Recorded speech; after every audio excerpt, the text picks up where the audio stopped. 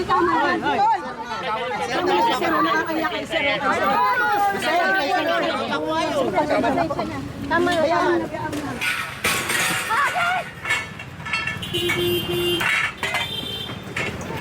Sabi ka dyan, Nay. Matama ka dyan.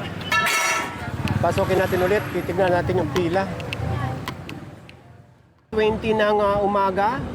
At nandito ngayon ang Special Operation Group ng MMDA sa vicinity ng Mall of Asia at sakop ng Pasay. Ngayon ay May 29, 2024. Nandito tayo ngayon sa may kahabaan ng Seaside Drive. Nandito tayo ngayon sa may kanto ng Seaside Drive at kakanan tayo dito sa may Jokno Boulevard. Papunta ng Senate Building. Ayun. Ito yung Senate Building or GSIS. Nauna lang. Dami dito.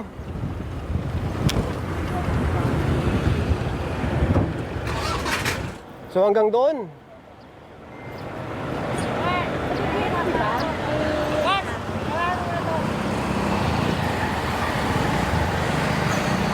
Maraming nag-illegally park dito dahil kumakain dito sa mga tindahan. Andyan din yung iskog sa hulihan.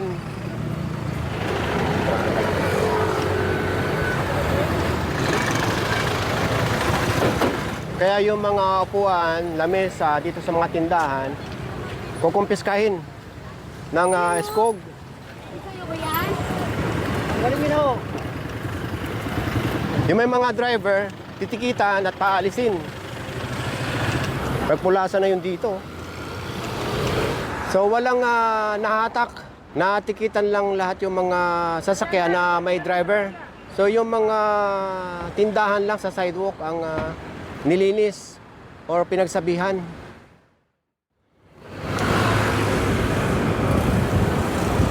Dami dun sa kabila oh. Napasadaan na dati ito ng team. Yung kabilang yan, maraming natikitan. Dahil dyan sa isang restaurant. So malamang mag-u-turn ng team. Ito, nag-u-turn na nga.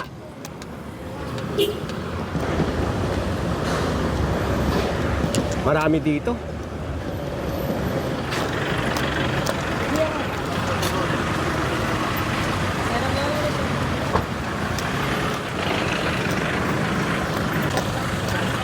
Ando na pala si Sir Gab, ang bilis.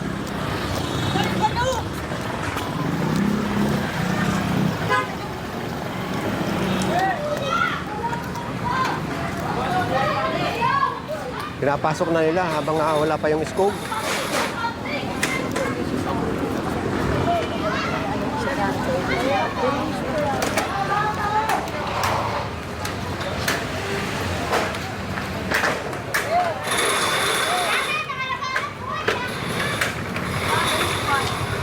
Mayroon bang naniningil ng parking fee dito? Wala po, sir. Libre ang parking dito? Libre po, libre po. Kami lang po minsan, pag naabot-abutan, kain tayo lang po. Kayo po nagpapapark dito? Hindi po, yung mga tambay lang po. Nakita niyo naman. Halos lahat ng mga nangangatuwiran dito, kumakain lang. So hanggang dito.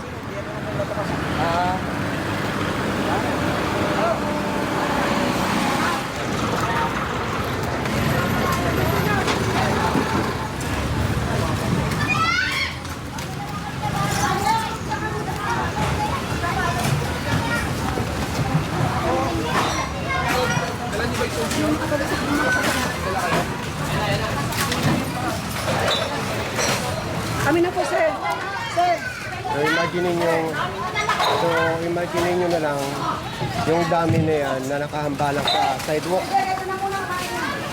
Sir, kami na po.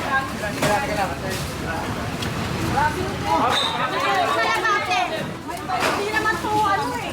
Pero, nakita ko sana, libre lang po siya. Tunay, sanay na po sa kanya, sir.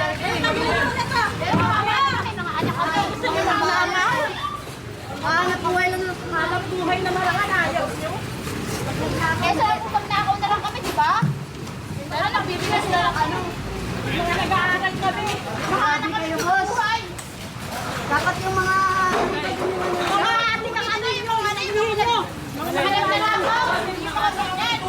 Mga kayo.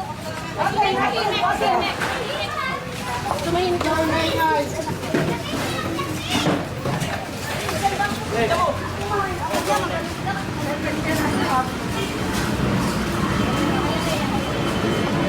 Alam niyo naman wala kayong permit dito.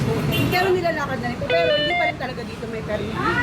Alam niyo naman bawat stay niyo kayo nagpo-post. So, kayo sinisisi. Listahan po yan. Kayo sinisisi. Ito.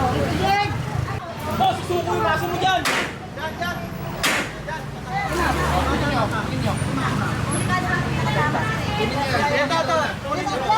Ano muna? Ay, bulutasan sa akin.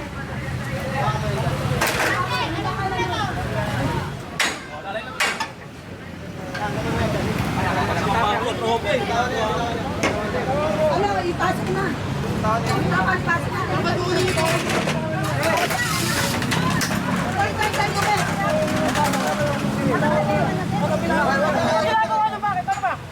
Accident tolerance.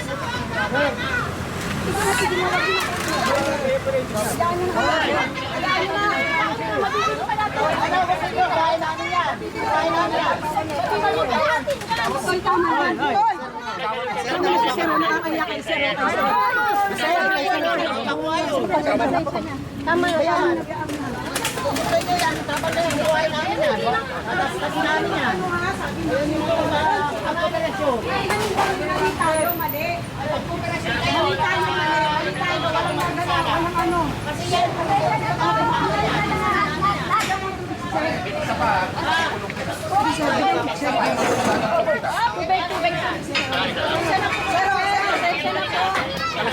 Sir, sorry sir.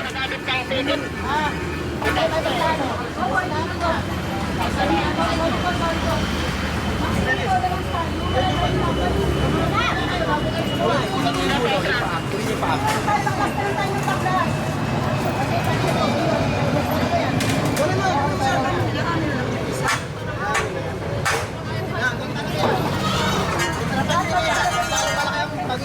niyo dyan.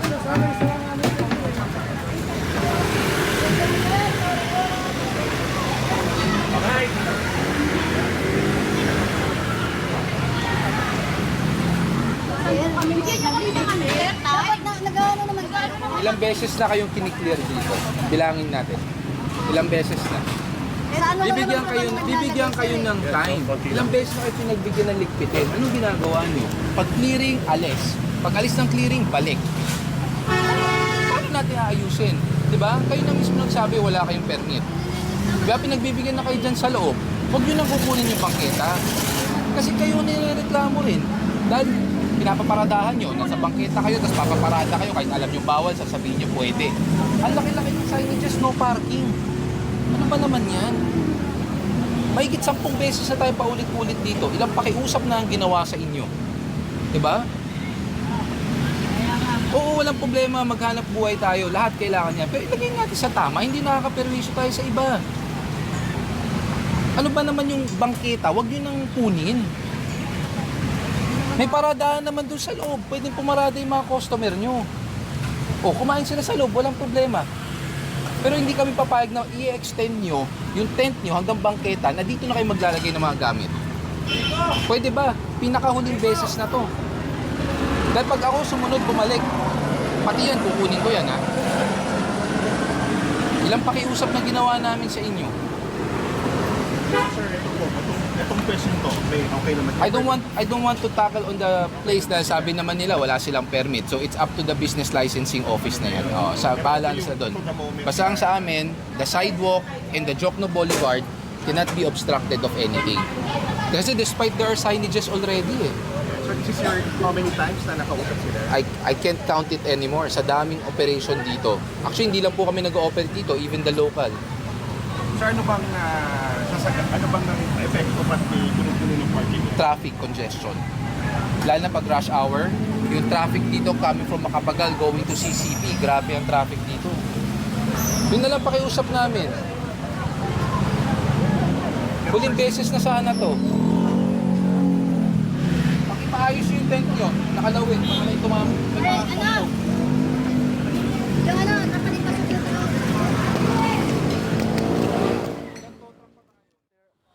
So ito na ngayon ang resulta after matikitan lahat ng mga naka-parking dito.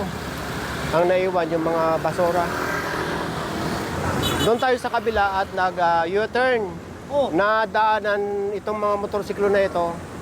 Dito mismo nakapark sa kanto. Isang naiwan na motorsiklo. Isasampa na yan sa tow truck.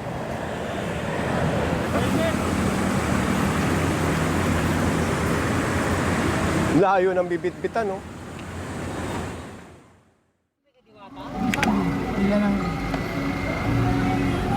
Nandito tayo ngayon sa lugar ni Diwata. Oh, ngayon lang tayo nakapunta dito kay Diwata.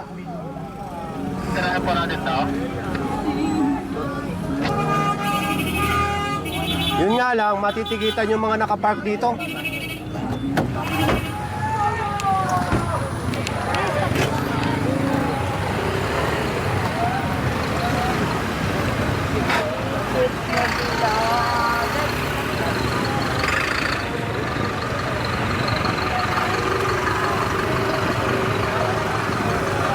May parkingan naman doon sa loob.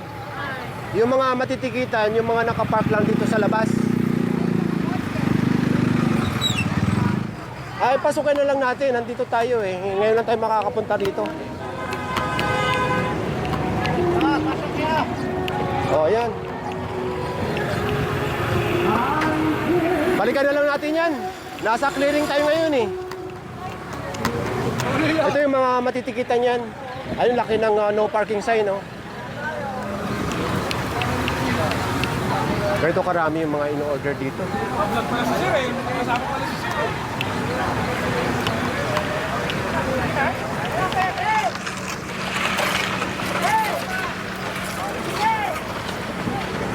So lahat natikita na ito.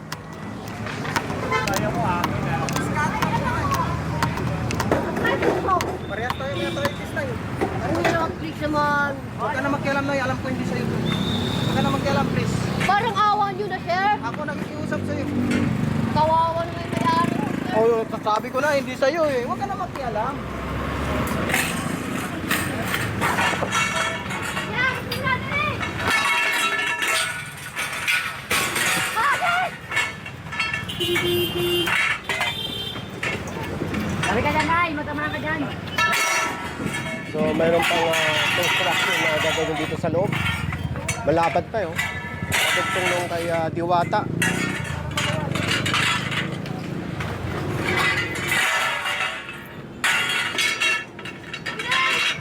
Magbenta na naman sila yan. Yung chocolate! Mabawasan namin yan, pagkaputan yung truck namin. Pasensyahan tayo. Wala pa! Ito na yung truck. Huwag na kayo makialam, nanay. Sa kapatid ko yan, sir. Kami nagtatrabaho po kami, nanay, ha? Kapatid ko yan po. Yakin mo sa to! Dali! Ayan na. Kuya, kuya, kuya!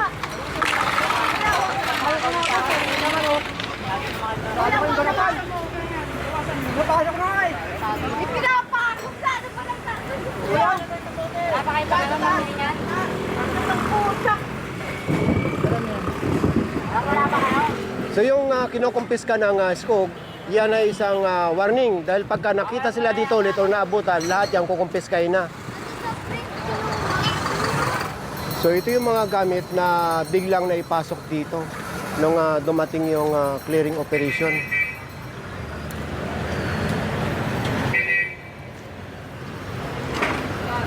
Hi! Dahil malawak yung lugar at mayroong sariling parkingan.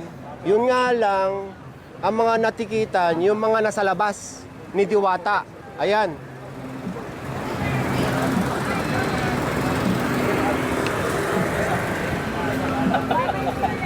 Pasukin natin ulit, titignan natin yung pila.